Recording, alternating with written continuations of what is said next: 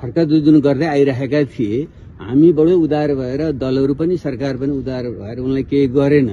तर अस्ति 15 गते उनकै उक्साहटमा उनकै निर्देशनमा उनकै योजनामा जुन ढङ्गको एउटा विद्रोहात्मक र एउटा अपराधिक ढङ्गका गतिविधि राजधानीमा भए तिनले चाहिँ अब सीमा नाग्यो। उनलाई अब क्षमा दिन सकिँदैन। त्यसैले यो विषयमा चाहिँ दलहरूले एउटा सहमति बनाएर उनलाई चाहिँ आवश्यक संवैधानिक कानुनी कारबाहीहरू अगाडि बढाउनु पर्छ भन्ने धारणा मैले आफ्नो तर्फबाट चाहिँ राखेको छु। अहिले त्यहाँ छलफल हुँदैछ। प्रधानमन्त्री सुरुमा सामान्य सुझावहरू मात्रै राख्नुभयो।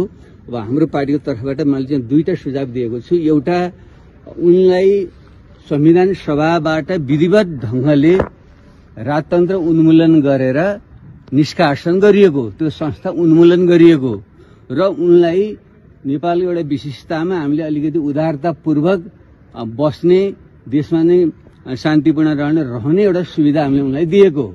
तर पटक पटक उनले आफू राजा नै रहेको, शेर्पा महाराज धिराज नै भएको, त्यही रूपले सम्बोधन गर्ने, त्यही ढंगले वक्तव्य दिने जुन उनले गरे त्यो त सिधै ठगी धन्दा हो। मैले उदाहरण दिएर पनि त्यहाँले भने म पनि पूर्व प्रधानमन्त्री हुँ, हटिसकेपछि म पनि प्रधानमन्त्री हुँ भन्दै तपाईलाई ठग्दै लाभ लिँदै हिँड्यो भने के हुन्छ?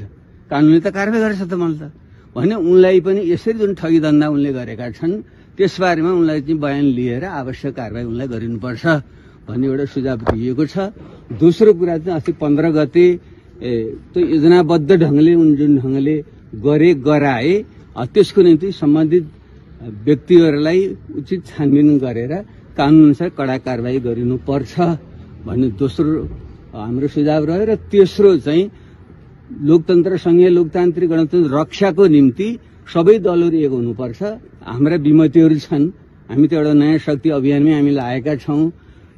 थुप्रै आलोचनाहरू छन् सुशासन भ्रष्टाचार लगायतका मुद्दामा, त्यसमा हाम्रो आलोचना रहन्छ।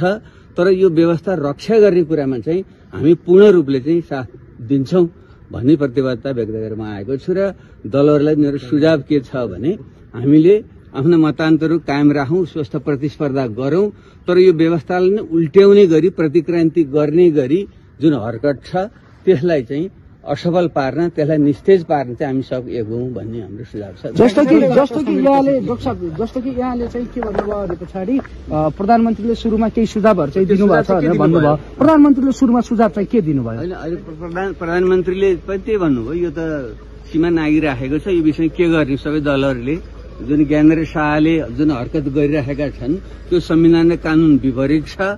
त्यसले यस बारेमा सबै दलहरूले आफ्नो धारणा पनि राख्नुभयो।